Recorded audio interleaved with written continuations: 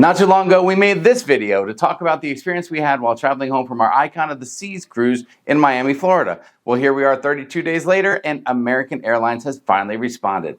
Hi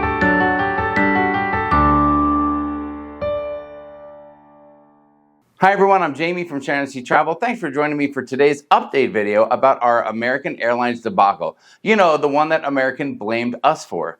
Now, we share a lot of our travel experiences online, and they're not always great.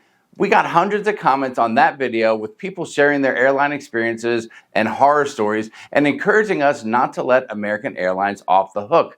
So I'm here today to tell you that after going back and forth for a couple weeks, we finally heard from a real person at American Airlines, not just another email, and I've got an update for you. All right, really quick, just to recap, in case any of you aren't familiar with what I'm talking about, we had a flight from Miami to Phoenix booked with American Airlines for March 16 to get home from our cruise. We use American Airlines often for our travel, so we're pretty familiar with the airline and the airline's app and how it all works. We checked in online for the flight the day before from the cruise ship, and when we arrived to the airport for our 12 noon flight at 10:04 in the morning, now I know it was 10:04 because that's what the Uber report told us, we went to the kiosk, printed our luggage tags, reprinted our boarding passes so we had a hard copy, and dropped off our luggage as usual with no issues. Fast forward an hour and a half later, as we boarded our plane, the system would not take any of our 4 boarding passes, and at that time, we were told that the booking for our flight had been canceled. Then we were told that it looks like we had actually canceled the flight in the American Airlines app, and that we canceled it at 10:30 a.m. that morning, which would have been shortly after dropping off our bags, probably while we were standing in the security line. We said no way did we go through the process in the app, either accidentally or on purpose, of canceling our flight immediately after arriving at the airport and checking our bags. I mean, that makes no sense. Why would we sit there and wait for our flight if we had canceled it? Now, the video itself goes into much more detail, and if you haven't seen it, I'll link it right up here so you can come back and find it. But after a few hours, we were able to get another flight home and ended up landing in Phoenix about 2.5 to 3 hours later than we originally would have. At that time, we were just happy it all worked out, but it was actually all the comments that you guys left for us that really encouraged us to not just let it go and to follow up with the airline.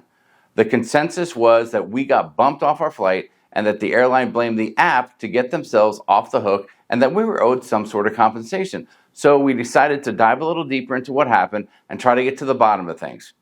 Now, there's no customer service line to call for instances like this with the airline, so we had two choices. We could either write a letter or go online and fill out a customer relations form. Needless to say, we opted to fill out the form online in as much detail as possible, without exceeding the amount of allowed characters, and that was a little bit of a challenge.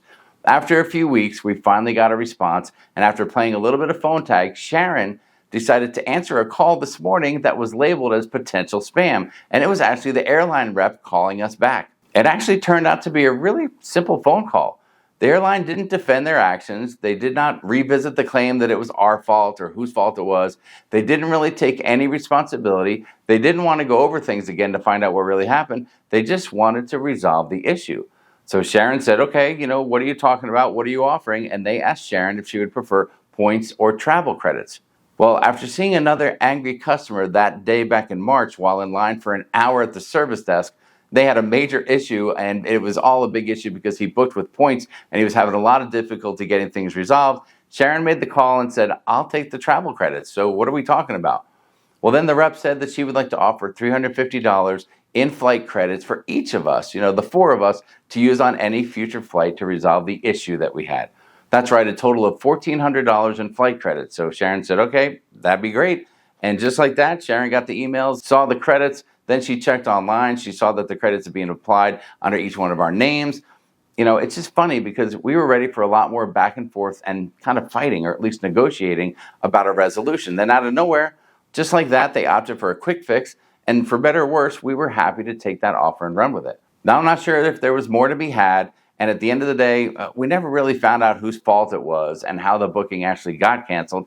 But there is part of us that's just happy to get some form of compensation that'll help us with some future travel plans. Now, I have to say, we owe a big thank you to all the people that watched that first video and left comments encouraging us to not let American Airlines off the hook.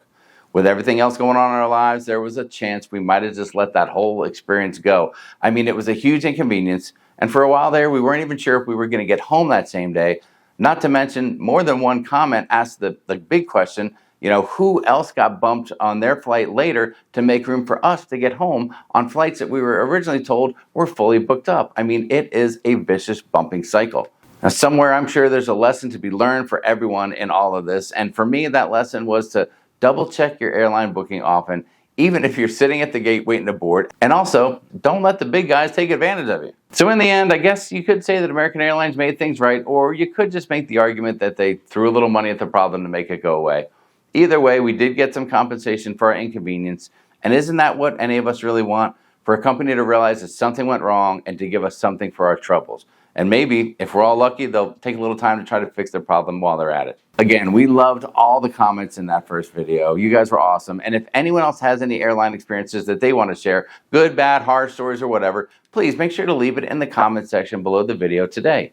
As always, if you enjoy the content here at Sharon Sea Travel, please consider subscribing to the channel and sharing the video with family and friends. Thanks for watching, and we'll see you in the next video.